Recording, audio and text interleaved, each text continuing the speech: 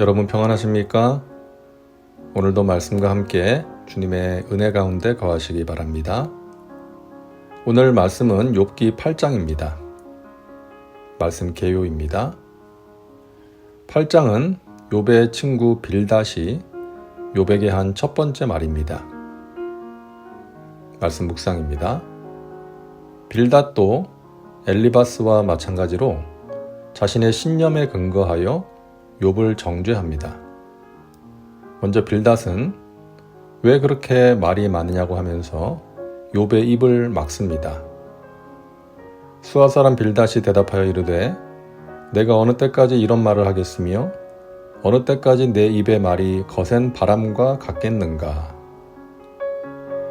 빌닷은 엘리바스와 마찬가지로 욥의 말을 들으면서 그의 마음을 이해하려는 노력은 하지 않았습니다. 고통스러운 상황에서 자신의 마음을 알아주지 않는 친구들을 원망하고 불평하며 하나님께 호소하는 욥을 이해하려고 하지는 않고 단지 정죄할 뿐이었죠. 빌닷은 말합니다. 하나님이 어찌 정의를 굽게 하시겠으며 전능하신 이가 어찌 공의를 굽게 하시겠는가. 하나님께서는 선과 악을 구별하는 데 있어서 그리고 죄를 심판하는 데 있어서 실수가 없으신 분이라는 것이죠. 이 말은 욥이 당한 고난이 욥의 죄에 대한 하나님의 공의의 심판이라고 말하는 것입니다. 하나님께서 공의와 정의를 굽게 하시지 않는다는 것은 맞는 말이죠. 하지만 지금 욥의 상황과는 맞지 않는 말이었습니다. 욥이 당한 고난은 그의 죄로 인한 하나님의 심판이나 징계가 아니었기 때문이죠. 빌닷도 엘리바스와 마찬가지로 인과응보론적인 그런 주장을 펼치고 있는 것입니다. 사람의 마음을 살피시는 하나님이 하실 수 있는 판단을 자신이 하고 있는 것이죠. 욥이 빌닷이 말한 내용을 몰랐을 리가 없지 않습니까? 하나님은 공의와 정의를 굽게 하실 리가 없는 분이고 죄에 대해서 심판하시는 분이라는 것을 욥이 몰랐을 리가 없죠. 하지만 자신에게는 공의의 하나님이 내리시는 심판을 받아야 할 이유가 없었기에 자신에게 닥친 고난의 이유가 그것이 아님을 알았기에 욥은 괴로웠던 것입니다. 빌닷은 말합니다. 내 자녀들이 주께 죄를 지었으므로 주께서 그들을 그 죄에 버려두셨나니. 욥의 자녀들이 죽은 이유를 말하고 있는 거예요. 그들도 죄를 지었기 때문에 하나님의 심판으로 죽었다는 거예요. 자, 설령 그것이 사실이라 할지라도 친구에게, 고통 가운데 있는 친구에게 이런 말을 하기가 힘든데, 그리고 해서는 안 되는 말인 것 같은데 빌닷은 욥의 아픈 가슴을 더욱 후벼 파는 말을 서슴지 않습니다. 그러면서 욥에게 회개를 촉구합니다. 내가 만일 하나님을 찾으며 전능하신 이에게 간구하고 또 청결하고 정직하면 반드시 너를 돌보시고 내 의로운 처소를 평안하게 하실 것이라. 내 시작은 미약하였으나 내 나중은 심히 창대하리라. 빌닷의 말을 요즘식으로 하면 이런 것입니다. 너가 처한 상황이 너무 비참해서 나도 안타깝다. 그런데 이것이 다 너의 죄의 결과로 온 거 아니겠니? 안타까운 일이지만 너의 자녀들도 죄 때문에 죽은 거야. 그러니 지금 당장 회개해라.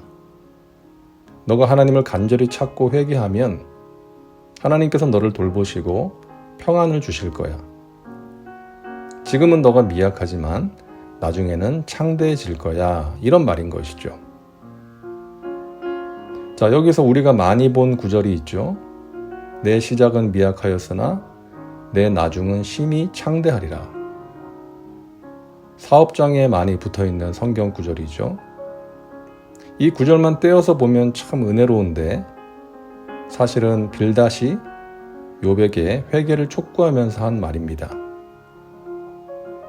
그러니까 전후 문맥을 살펴보면 사실 사업장에 붙여놓을 만한 그런 말씀은 아닌 것이죠. 빌닷을 보면서 잘못된 신념이 얼마나 무서운지를 새삼 알게 됩니다. 욥의 친구들은 사람이 당하는 고난의 이유가 죄에 대한 하나님의 징계 외에는 존재하지 않는다는 고정관념과 편견에 사로잡혀 있었습니다. 자신들의 생각, 신념이 틀릴 수도 있다는 생각은 전혀 하지 못했던 것이죠. 욥의 친구들이 욥을 만난 처음 7일처럼 그저 말없이 잠잠했더라면 오히려 욥에게 위로가 되었을지도 모르겠습니다. 그저 곁에서 함께 울어주고 기도했더라면 말이죠. 간혹 어떤 사람들은 누군가의 고통을 보면서 자신의 경험과 신념에 근거하여 많은 말을 해주려고 합니다. 자신의 신념을 상대에게 주입하려고 하고 자신과 같이 생각하기를 강요하는 것이죠. 이것은 전혀 위로가 되지 못하고 오히려 역효과를 불러오기가 쉽습니다. 그러므로 내가 가진 잣대로 누군가를 섣불리 판단하거나 위로하는 것을 조심해야 합니다. 즐거워하는 자들과 함께 즐거워하고 우는 자들과 함께 울라는 말씀처럼 고통 중에 있는 사람의 마음을 이해하고 공감하면서 그 사람이 하나님의 위로를 체험하고 하나님의 섭리를 깨닫도록 간절히 기도해야겠습니다. 다음은 말씀 적용입니다. 오늘 말씀을 통해 당신에게 주시는 메시지는 무엇입니까? 자신과 삶에 구체적으로 적용하시기 바랍니다. 이제 기도합니다. 사랑과 은혜가 풍성하신 하나님, 오늘도 말씀과 함께 살게 하시니 감사합니다. 우리 인생길에 이유를 알기 힘든 고난이 있음을 보게 됩니다. 그러한 고난 속에서 유일한 위로자 되시는 하나님을 의지하고 하나님의 선하심을 신뢰할 수 있는 믿음을 주옵소서. 도우신 하나님의 손길로 말미암아 마침내 승리하게 하여 주옵소서. 오늘도 말씀과 함께하는 우리 믿음의 식구들, 힘든 상황 속에서 하나님을 더욱 의지하고 인내할 수 있도록 주님께서 굳세게 하시고 도와주시고 붙들어 주옵소서. 예수님의 이름으로 기도하옵나이다. 아멘. 오늘도 말씀과 함께 은혜 가운데 거하시기 바랍니다.